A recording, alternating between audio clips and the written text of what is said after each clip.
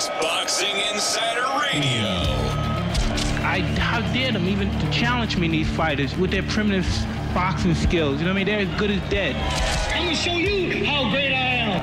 It's about how much you can take and keep moving forward. I wish I was 50 years younger and I'd kick your ass. Boxing Insider Radio, bringing you the very best in boxing from around the world. Hello, everyone, and welcome back to BoxingInsider.com radio. We're still in quarantine. I'm Larry Goldberg, the owner of BoxingInsider.com. And what is the first thing most of us want to do when quarantine is over? That's probably go back to the boxing gym. So on today's episode, we are joined by two of the most predominant members of the boxing gym community. First, we've got Justin Fortune, who owns the beloved Fortune Boxing Gym in Hollywood, California. And later on, we have Eric Kelly, who owns South Box Boxing Gym in the Bronx. Both of these are two of the top gyms in the world. And we got to talk to both of them about their perspectives on having to close down their gyms, what's going to be different when things start back up, and how the business is going to change. So this is a really interesting show, and I'm really excited to get a chance to talk to both of them. So without any further ado, Justin Fortune. Joining us now is the owner of the beloved Fortune Boxing Gym in West Hollywood, California, and longtime trainer of Manny Pacquiao, Justin Fortune. Justin, how are you? Good, thank you. How are you? I'm good. So, can you tell us a little bit about how you've been spending this pandemic and what your plans are to get Fortune Boxing back up and running? Well, like everyone else, I'm trying not to go insane, all this lockdown stuff.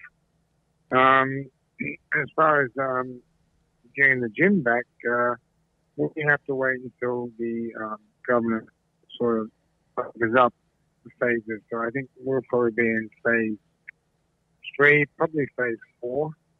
And then we're a ridiculously clean gym anyway, because I've been there for a long time, because the days of the old boxing gyms are long gone. You have to remember that maybe 60 or 65% of my clientele are female. I keep my gym clean. Simple as that. I don't like dirty old gyms, and I never have. And saying that, with the new one, we'll just up another level, and make sure that it's available for everyone to, to keep it clean as well. And it's also certain people that take some sort of personal responsibility too in maintaining and keeping it clean themselves. You know what I mean? And that's what our clients are doing, and they're good. We have a really, really solid bunch of people that come to the gym, and we treat them like hard. So, as far as coming back, we have to work with the government. There's been come back and go about business. So do you see you changing any of the gym protocols when you reopen?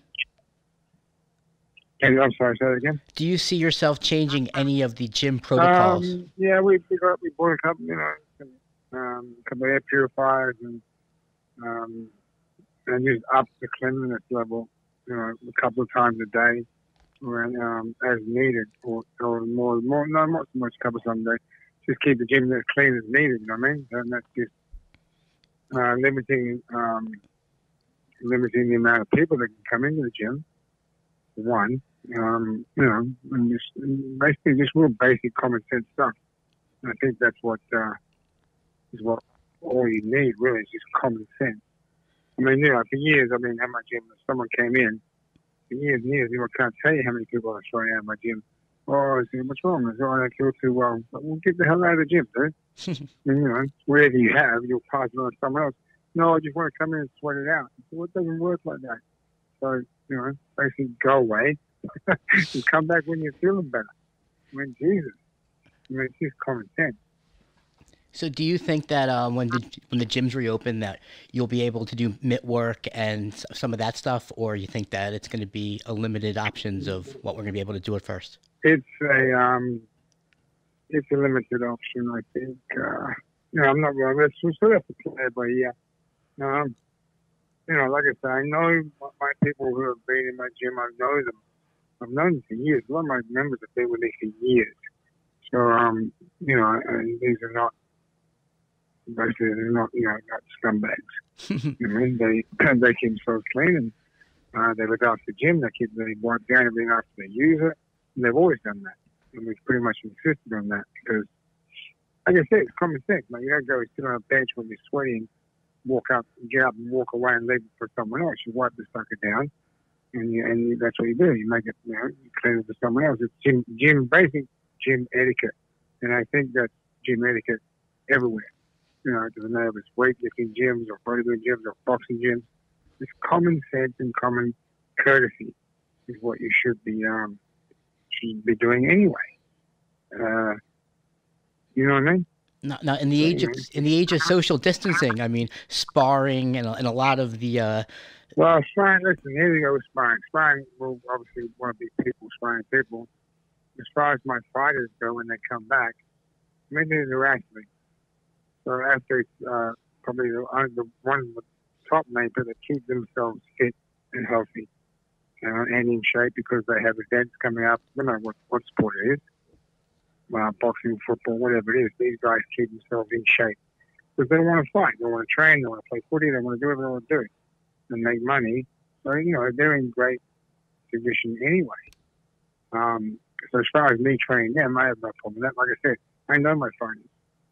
So, not to worry about that. As far as people sparring for other people, that will be put on hold for sure until it's so we sort of know somewhat how safe it is, or if it's safe.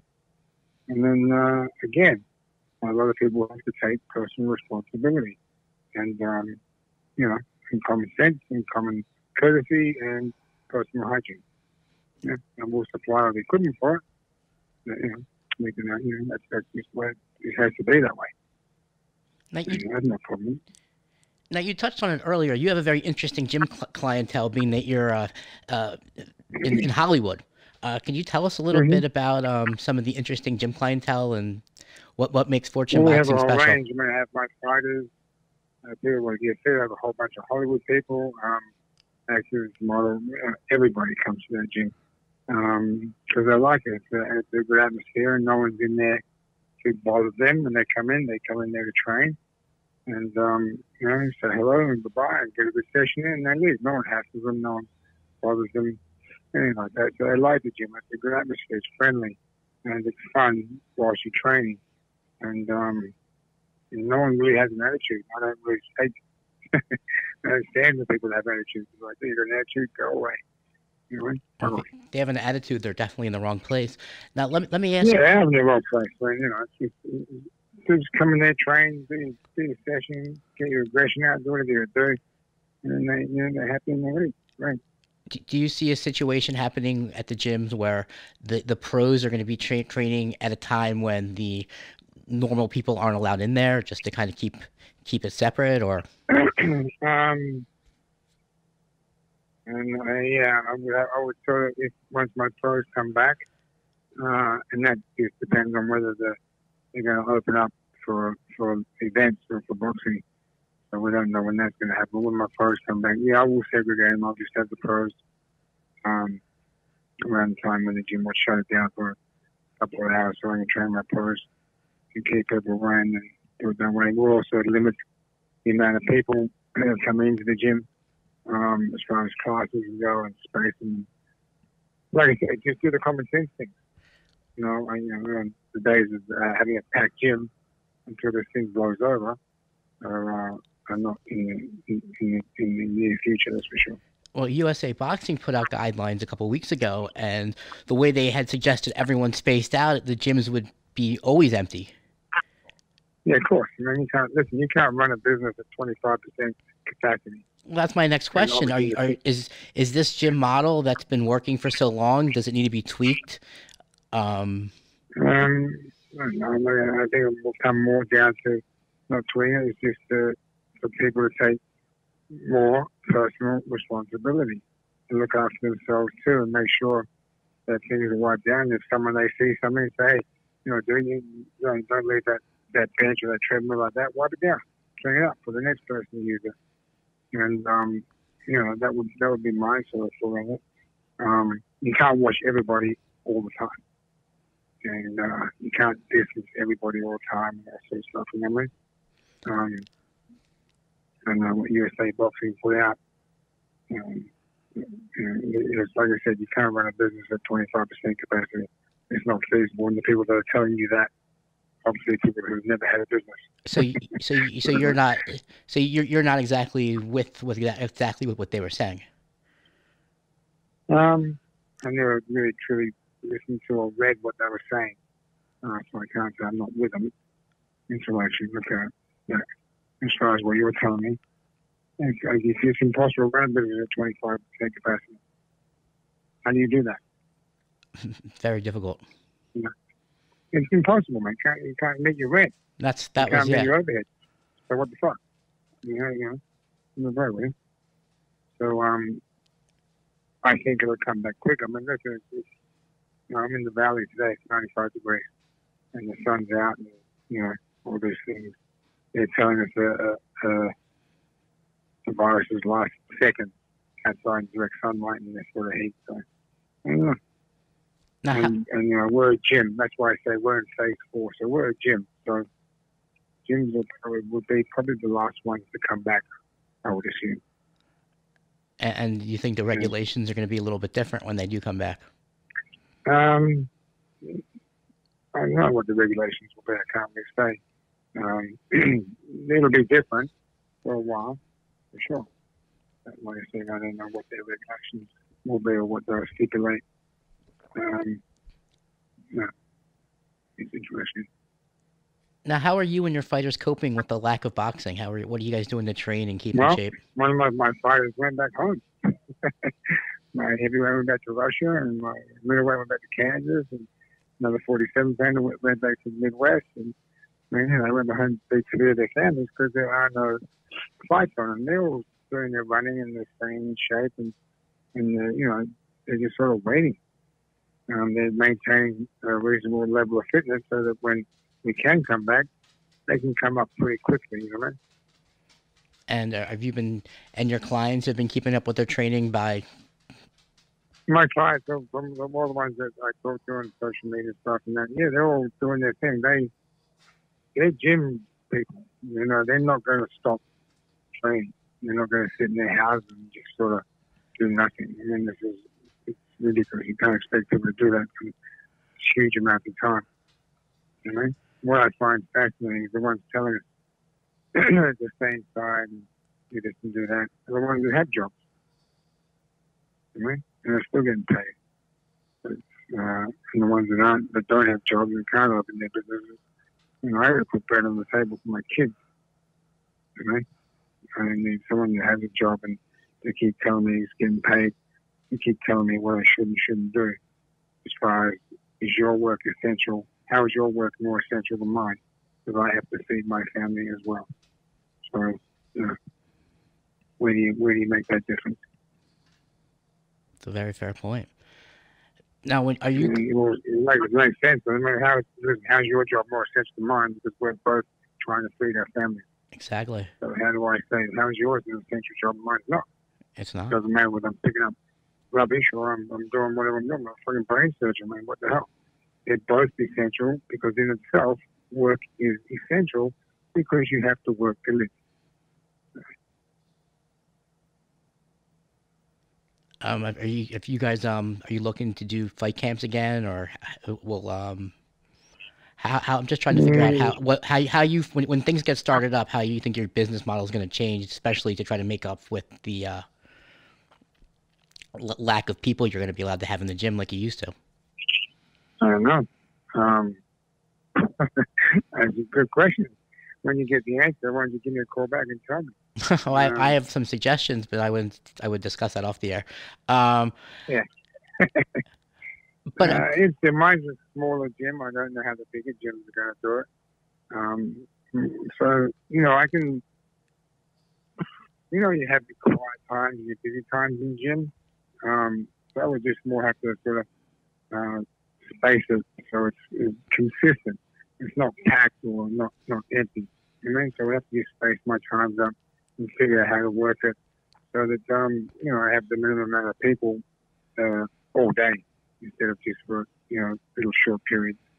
And it's hard out to sort of sit down and figure it out. But it ain't easy, that's for sure.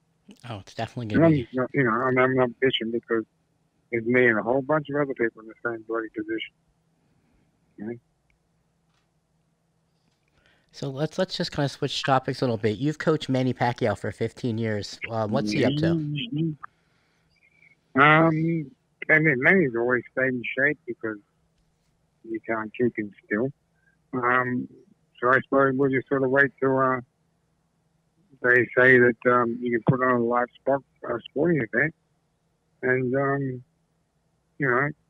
in my opinion, is that they'll fight anywhere in the world. And if the guy who fights him or whoever they pick the opponent, they'll fight anywhere in the world. So if someone put on a show with a live audience anywhere, then that's probably where they will go.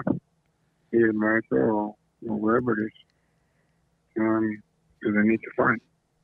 What fights do you think Manny's looking to have before he ends his career? Well, we're trying to squeeze in 2 this year, if we can. And then if he's running for a presidential election, 2021 will be a campaign year, so maybe just one big fight. Oh, he's definitely running for president? It's a possibility, a strong possibility. That would be amazing. He's very good and he's a very popular guy. And he's just there for his people. This one's probably the real deal. So, there's also time's ticking, you know what I mean? Mm-hmm. I think he'll probably try and squeeze in 1 or 2 fights this year.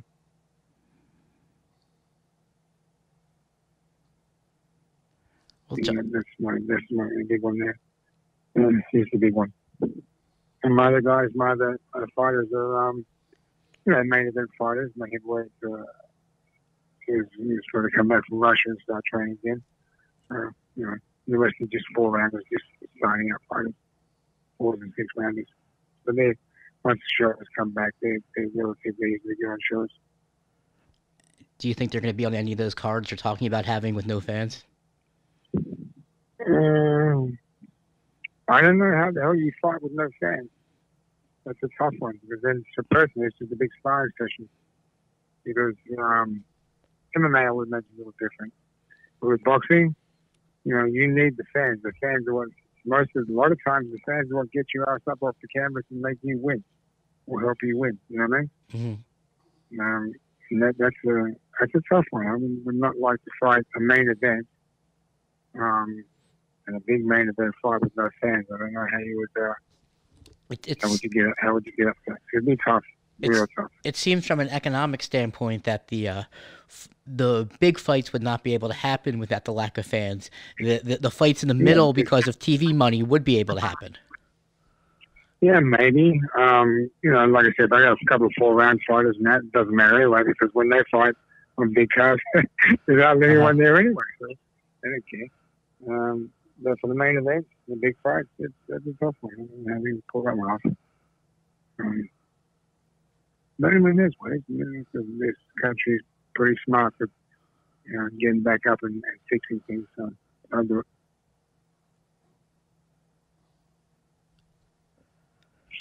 it. Mm-hmm. Well, Justin, thank you very much for talking to me today. I appreciate it. For some very good insights here. And we look forward to talking to you when you reopen the gym. Yeah, absolutely. I don't know when that's going to be. I think, I just don't know. We're in the next stage. They're just partially doing little bits of pieces. I really don't know.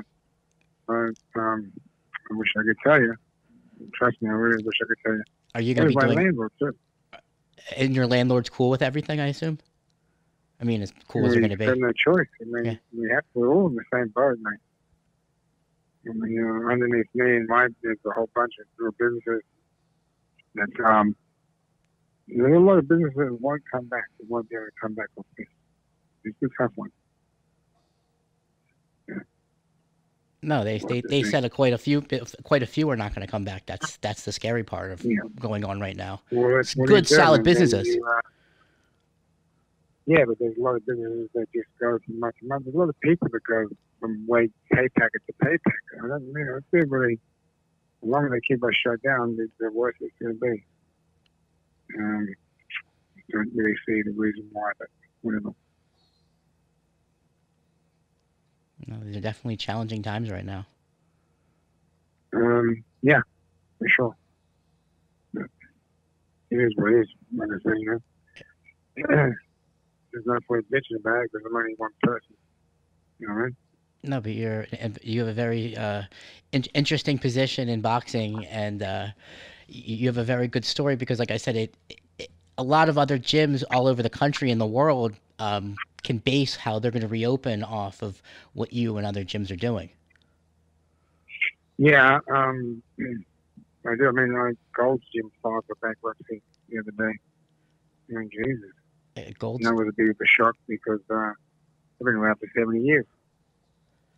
I mean, Gold's Gym, for God's sake, it's huge. Yeah, Gold's Gym went bankrupt, and they said one or two of the other brands are looking to go bankrupt. Yeah, and Gold's is a worldwide name. It's a massive gym. So it was a bit of a shock. I remember I heard that. I was like, oh, Jesus, it's no good. But, like I said, we're sort of more of a boutique gym. So we might, we will pull through it. I rode that 2008 financial crisis pretty good. Well, not pretty good. I survived it. I didn't ride it pretty good. I just fucking survived it. So I suppose we'll pull through this one too. Well, like I said before, you've got a very solid fan base in Hollywood, which I mean will give you a different perspective and a leg up than say other places just because of your location. Yeah, no, we have some good loyal clientele, and we have Hollywood and everybody. And, I mean, they're dying to get back in shape. People are dying to get back out and start training and getting in shape. Because staying in shape is what makes you bloody healthy, and being healthy is what helps you fight disease and problems and all sorts of shit. Staying in your home and withering away doesn't do anything for anybody. Are you giving some of these people at-home workouts, that kind of thing? That they can? Like, are you giving some of these people at-home workouts? What do you mean? So they can work. So they can work out at home. Like you're giving them, routines and stuff of that nature. I got lots of things. A lot of my fighters, I set programs for them to do, and clients and stuff like that. Yeah, of course. And then they're just doing their things. These are these are people that are gym people, and they'll get out and train. And they'll do what they have to do to stay fit. Obviously, they love coming to the gym, but the gym's shut, then they'll do what they have to do until the gym opens back up again. And especially the pros and then the Hollywood people, because they both have their reasons to have to stay in shape. Oh yeah, I mean everyone wants to stay in shape, and that, but yeah, these guys have shows, they have movies, and whatever they're doing, they have to look good for it. So that's a plus, because then they'll come back to the gym to train because it's what they did. It's what got them in shape. So we hope. Oh, definitely. It's definitely a big part of their lives. That's right.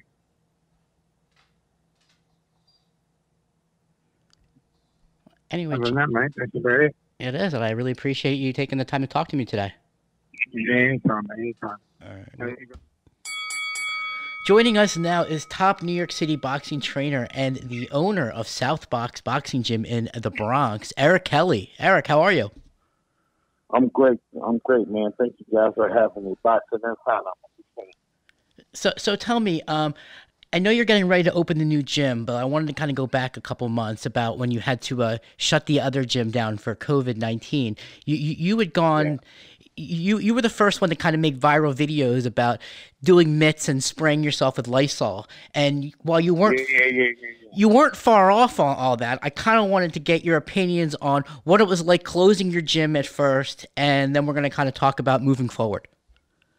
Yeah, well, I've always been an innovator. So like, as soon as I got wind, I got wind of this stuff a couple months ago. You know what I'm saying? That's when it was brewing in China pretty bad, and and I noticed things start to change. You know, I pay attention to the news. I don't even watch television, but I watch news and I watch boxing. That's it.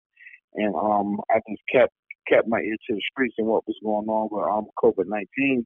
And I kind of knew beforehand that we was gonna have to close these gyms down at the rate that it was going, because like boxing gyms are a hotbed for plague such as COVID-19. You understand what I'm saying? A lot of body fluid, sweats, and everything being exchanged with training, and even training partners that's going on in the gym. So when that happened, I was so distraught. I had a hard time even breaking it to my clients. I didn't damn, fuck. How do I tell them we gotta close? You know what I'm saying? And after I tell them we gotta close, are they gonna come back? Because I'm the first to tell them. I'm the first to say, yo, this thing is going on. We gotta close the gym now. I'm the first to do that. You understand what I'm saying? So I'm like, a piece of me is thinking wow, if I tell my clients we gotta close because of this, who's gonna come back? You know what I'm saying? They might go to John's, or they may go to another gym in the Bronx or wherever in New York. You know what I'm saying? But then Cuomo like, yo, every gym gotta close. I'm like, oh my God, thank you. Not thank you, but thank you. I'm not the only one. You understand what I'm saying? Because I didn't want to be a pussy about it, but at the same time, I didn't want to be ignorant about it, and end up being the reason why a lot of people were affected. So I'm glad that we jumped on that. We jumped on that fast. I've always been an innovator. You know how it goes. So did you shut down the old gym, or is it when the gym's going to reopen, hopefully next month? Are you going to be in the old gym or the new gym? I'm going to be in the new gym. I'm going to be in the new South Box, the old gym. It was just a tryout. It was just a test, to see how it did. You know what I'm saying? Our plan was never to stay at the old gym. That was never our plan. Actually, we're going to tear that building is going to come down. That entire building is going to come down. So the old gym was just a test. The original South Box gym was just a test to see, could we draw the attention? Could we get the people to come? Will we get the fanfare from the community, the boxing community, and the community in the South Bronx? Well, you definitely did. But my question is now, when the new gym opens up, what kind of safety protocols are you planning to have at the new gym that obviously weren't in place in the old gym because nobody cared about that stuff a couple months ago? Yeah. Well, COVID-19 wasn't a thing. So now in the new gym, the safety protocols, I'm wondering, I'm having a hard time with it too. I'm wondering if, we have to let a certain amount of people in at a time. You understand? There's you got to keep 6 feet distance. You know what I'm saying? And that's going to be pretty easy to do. But when it gets to 4 p.m., 5 p.m., 6 p.m., 7 p.m., when the gyms start to pack up with everybody coming from school and work, that's going to be a hard part. Because in the day,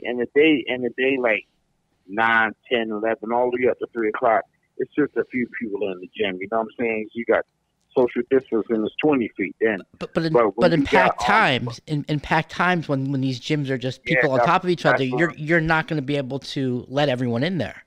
It might be half occupancy.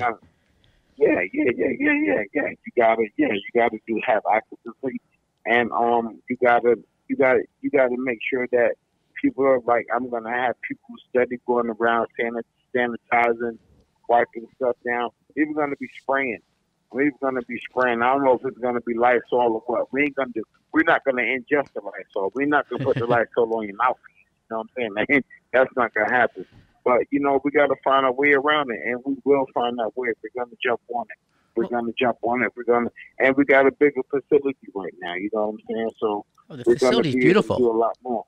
Yeah, but let me ask you. So it's I've trained at your gym before, and I say that, and I apologize to everyone else at the gym that I was there. But if I walk back in the gym now, would you check my temperature? Would you want me to clean my gear? Is there going to be new safety protocols if you walked in the gym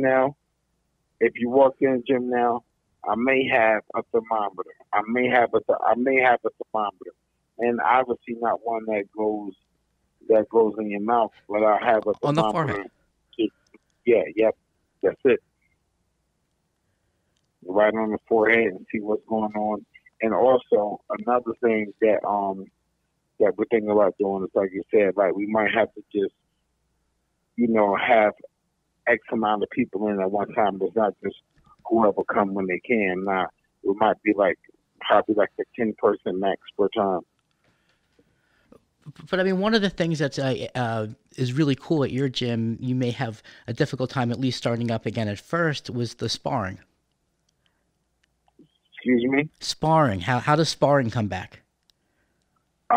Yeah, that's the thing. Like we might have to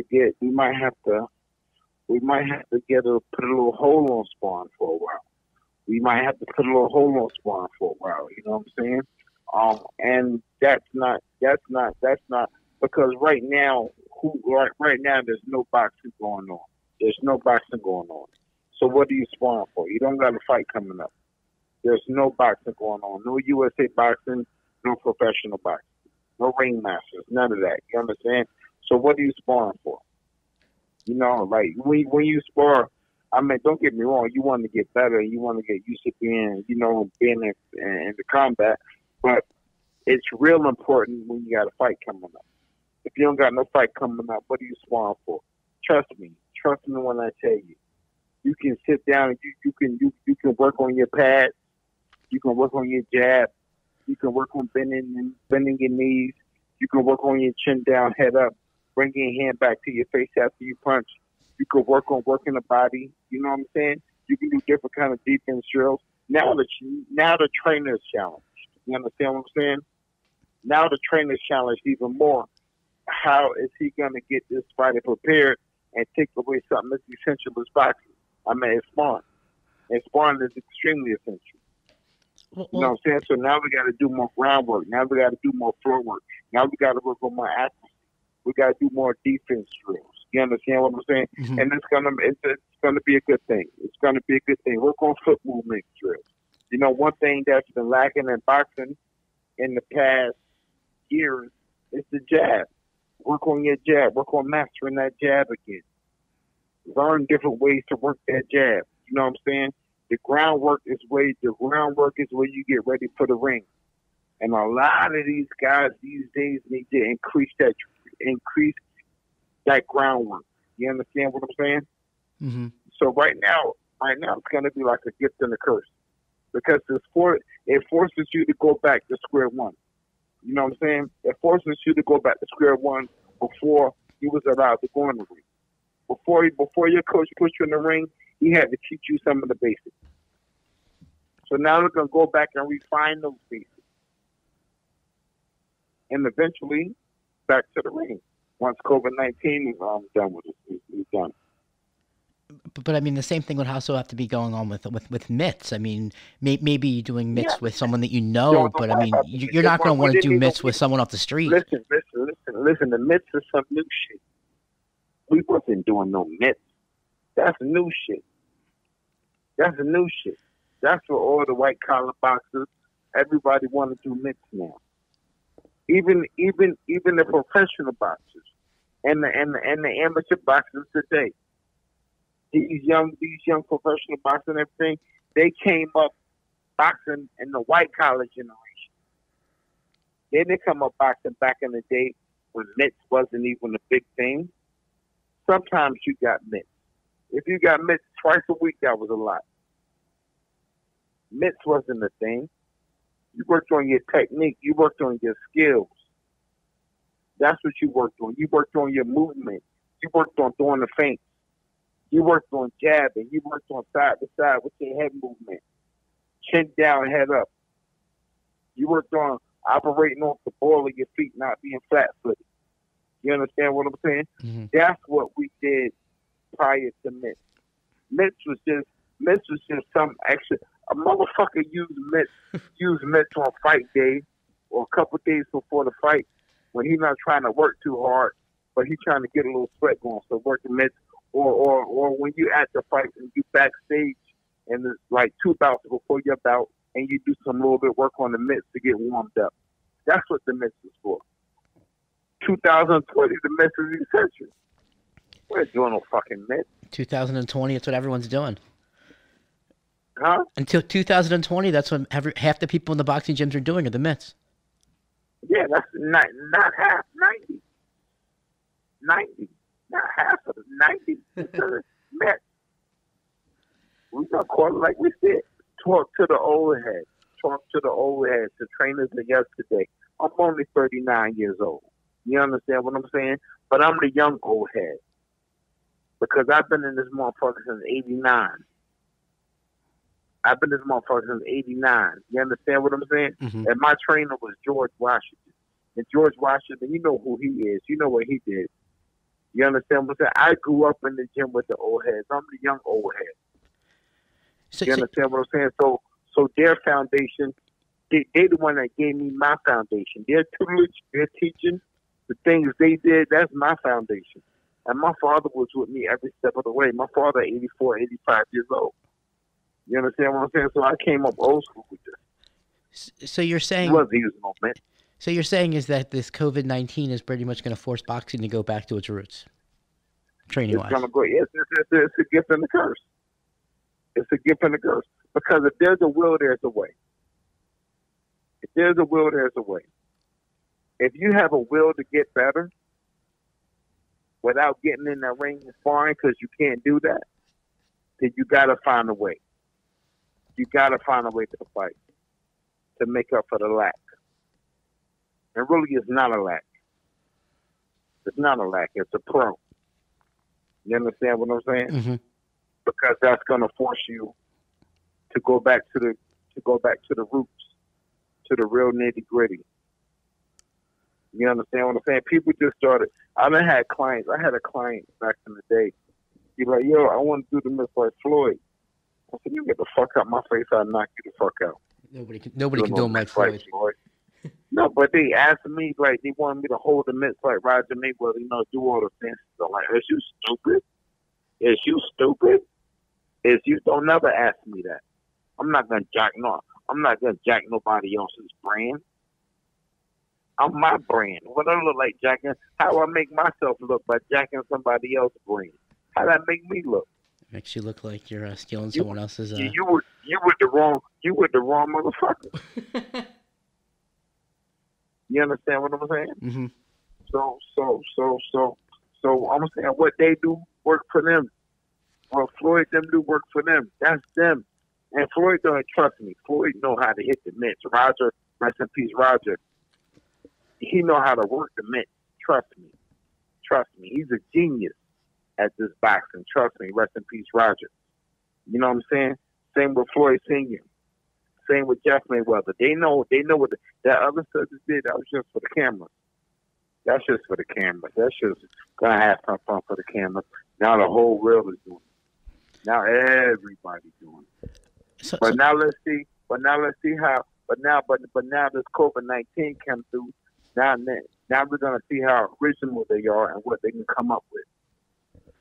Because you can't do that no more. Now what's next? Well, let's kind of. Are they gonna shut the gym down? Well, I kind of want to bring it back to the gym business.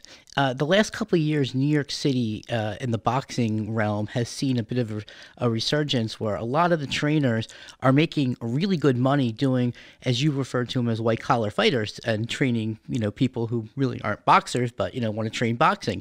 Do you think yes, sir. When this is over that the trainers are going to be, it's going to be as good as it was, or is this going to be like a big step back? I mean, how do you see this going for some of our friends? It's gonna be for you mean for some of our fighters? No, so for some of our friends, I don't want to use any names, but that are trainers in New York City that have good clienteles. Yeah, it's gonna be a little bit of a step back. It's gonna be a little bit of a step back, and I'll tell you why. Because people aren't gonna be so gung ho to get back in the gym. A lot of people aren't. Don't get me wrong, some are. But that white collar clientele, where you make the bulk of your money from, that kept you afloat, that kept you able to survive and pay your bills, they're from a whole nother world. When they see danger, they retreat.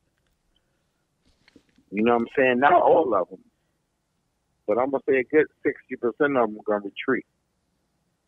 They said, damn, we can't do this.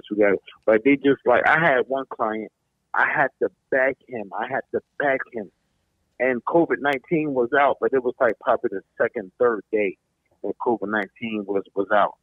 And I had to beg him, like, yo, come on, we're just going to go to Mendez, and we're going to go downstairs, and we're just going to do fluid training, and that's it. It's early in the day. It's only 11 o'clock. Ain't nobody going to be in there. It was like pulling alligator teeth to get him to do it. But long story short, he did it, and, we left. And then everybody's safe right now. He's quarantining in Long Island. He lives right there in Manhattan. But he's quarantining right now. He done went out to Long Island, far out in Long Island, and he said he don't know when he's coming back. I've been having to deal with training with him on FaceTime. Do you think a lot of the trainers have been doing FaceTime and Zoom classes? Do you think that's just for this quarantine, or do you think after this is over, people are going to stick to that? It's gonna be it's a lot of it's gonna be during the quarantine, but when once this is over, people still gonna do it more so than they were doing it in the past. Yeah, they're gonna do it more so than they were doing it in the past. And what's gonna be a good thing is that right now, I've picked up a couple clients that don't even live in New York. Yeah, because now that you're training online, I got people in Michigan. They hit me up, and they got the bag in their house. I got people all the way in the UK. You understand? They hit me up, and they got their workout equipment, and we just doing it on Zoom. And then I got my people that I'm doing it on FaceTime with.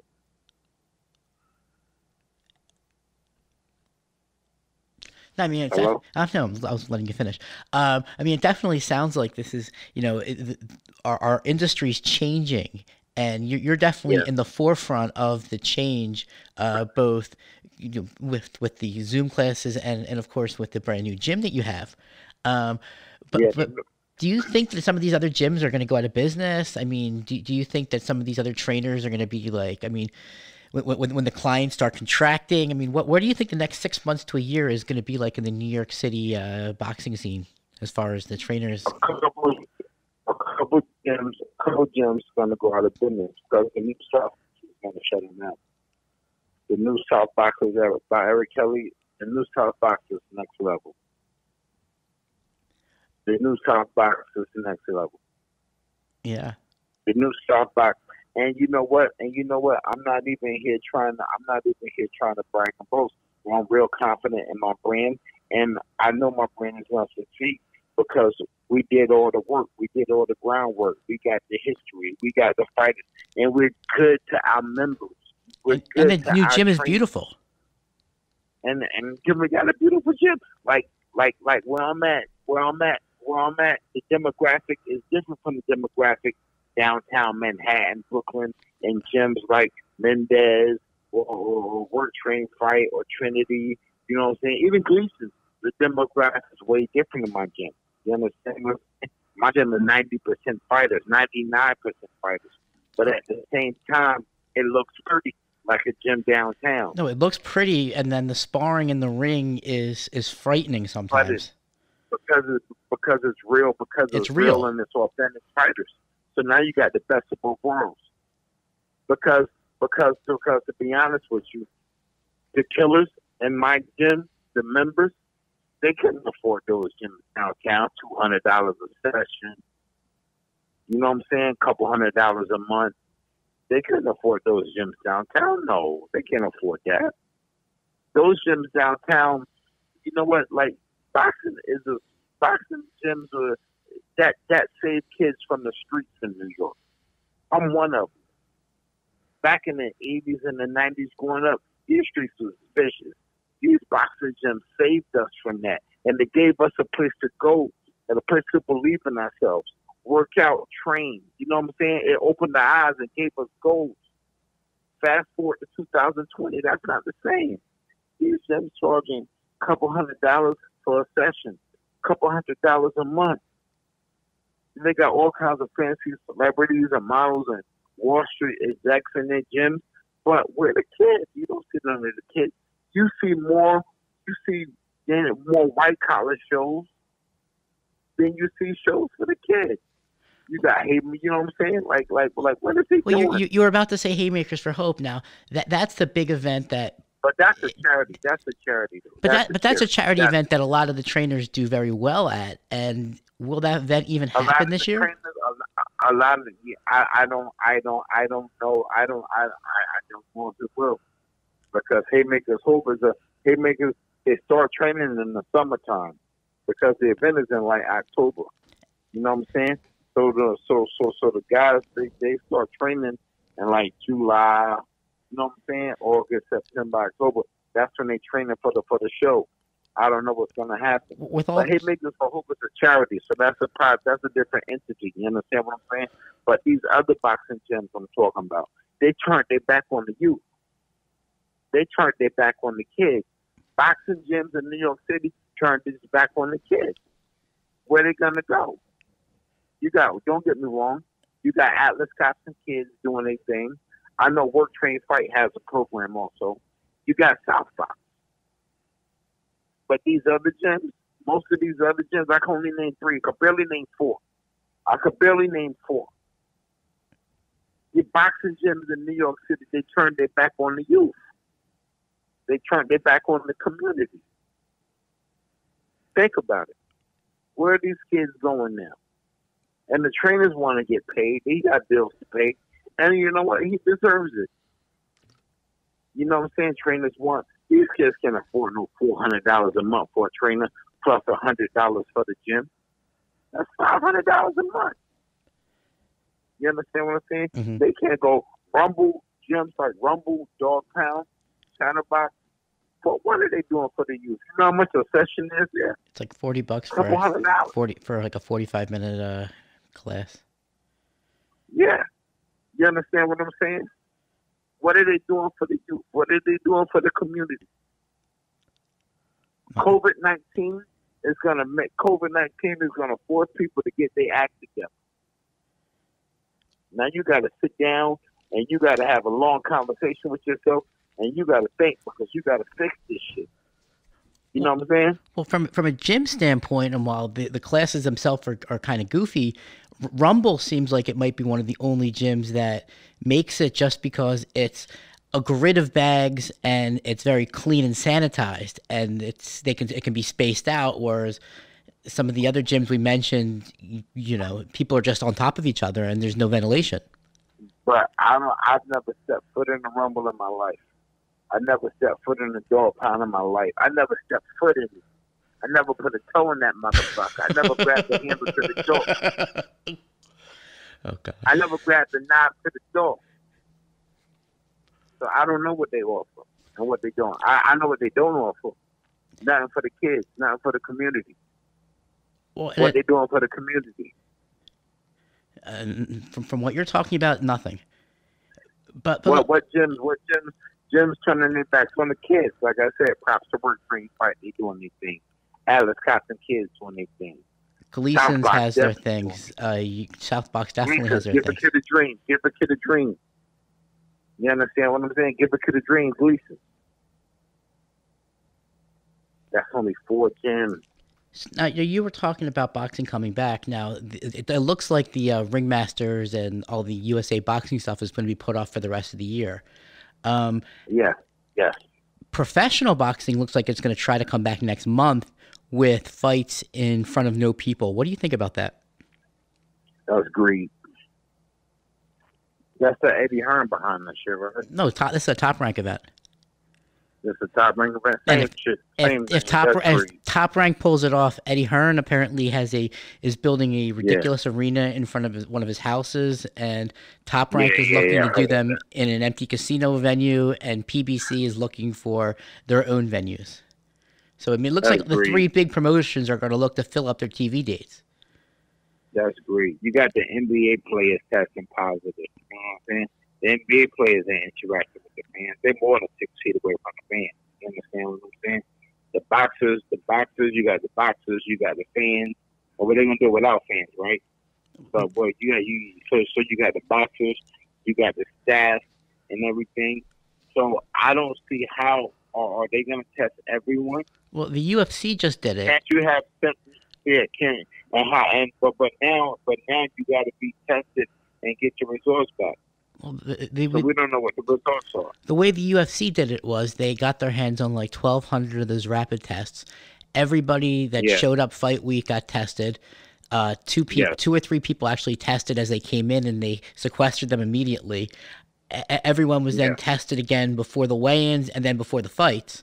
And it was, like I said, it was just a small little community. And then, but it was surreal when they had these fights in front of no people, because you could hear the fighters could hear the commentators, you could hear the other corners, like in ways you never could before.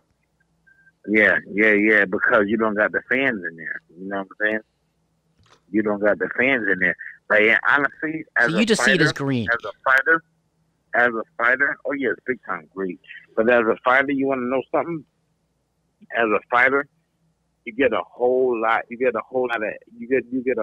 of energy from the crowd, from the fans listening to that. You understand what I'm saying? That picks you up. You know what I mean? Mm-hmm. That puts you in good spirit. You know what I'm saying? So when you get that energy, when that energy is not there no more, whether you get, or the fighters are going to be half of themselves, you know what I'm saying? Because people feed from the audience. You know what I'm saying? They feed from the audience. Those boos get to you just like those cheers do. You understand what I'm saying? And then you hear people in the audience. You hear certain forces in the audience that are familiar to you, calling out things that you should try to do. You understand what I'm saying? So with that not being around no more, I don't know, man. I don't know. Not saying it's not going to be around no more, but it won't be around in the foreseeable future. Yeah, and they can't make any of the really big fights without the ticket sales. So we're going to be looking at we'll be looking at somewhere the middle tier fights, but they really can't be putting anything big together right now. You can't be putting nothing big on. So they'll be just kind of whetting our appetite to try to keep everybody interested. Me and you might as well fight. Well, the fight we all want to see actually is Eric Kelly versus Curtis Jones. Oh, I'm not Curtis out. That's my son. Thank you very much, Eric. Thank you very much for saying that on the air today. I really appreciate you saying that one. Yeah. Curtis Burkus. That's my brother, though. My little brother, Burkus. He's great. He's our co-host on most of these shows. Well, I just wanted to finish up today. So your feeling is, when things open up, do you think is this going to be a slow kind of thing, or is this going to be like after New Year's and everyone's just going to rush back in the gyms? It's going to be slow. And even for but I think after New Year's, I do think after New Year's, everyone's going to rush back to the gym, because if it opens up in June, July, New Year's is still a ways away. You got 6 months. You understand what I'm saying? But what I'm saying is, it's like you've got people. Like, I understand the normal people out there who might be shy about coming in there. But I mean, when we go to these boxing gyms, 80% of the people that we see there day in and day out are the same people. They're the regulars. Do you think a lot of them are going to also be slow to come back, or do you think they're just going to be coming back day one? The gym rats. The regulars are going to come back. The gym rats are going to come back. It's the people that aren't members. It's the people that want to try something new, so they say, "Yeah, I'm going to start boxing." Is those people that aren't gonna be reliable, but the gym rats are going to be there. So the blood and guts who pretty much pay for these gyms are going to stick around. It's a lot of the people, according to you, that the people who come in once or twice, hit the bag, take one shot from to the head or something, and they never come back again. They're gone. They're the ones that aren't going to come back. They're gone. So the blood and guts people keep you afloat. The blood and guts people keep the bills paid. But they're not going to be. You're not going to be getting the big money that you were getting from all the white collar people who. Because those guys for the profit. Once your bills paid, you got a profit. That's what you want to do. The blood and guts pays the bills. The profit is not coming back no time soon. Well, Eric, I appreciate you taking the time to talk to me today about some of these issues, and I look forward to speaking with you again. In the next interview, I'm charging you. I will. $100 in the group. You can like think about it. You come here asking me all these questions. I'll pay you $200 about my genius and expertise. Boy, why not? Fuck it. Yeah, I got 5 kids. I'll take the 2. Eric Kelly, ladies and gentlemen, thank you so much. I really appreciate it. South Box Gym, and next to South Box Gym, the best gym in the world. Get your Eric Kelly on. Get your Eric Kelly on. Thanks a lot. Peace.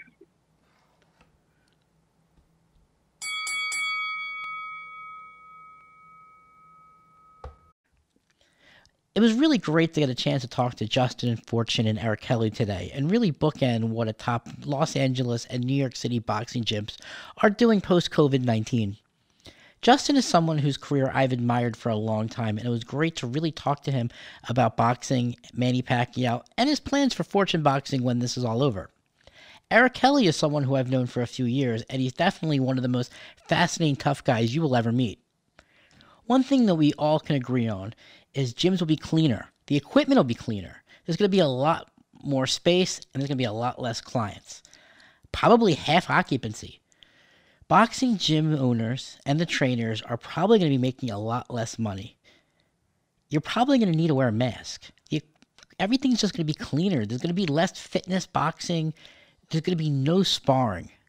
There's going to be no mitt work done, at least at South Box. Boxing is going to return to the fundamentals. Now, some could argue that's something that boxing has needed to do for a long time. Both these gyms will be around for the long haul, and anyone listening right now is encouraged to visit South Box if you're in New York, or Fortune Boxing if you are in Los Angeles. Stay up to date with all things Boxing Insider at BoxingInsider.com and across all social. It's fact. I'm the best. You know what I mean? Sometimes I don't want to believe it myself, but it's the truth. I'm the best. Until next week's fight, go to your premier boxing destination, BoxingInsider.com.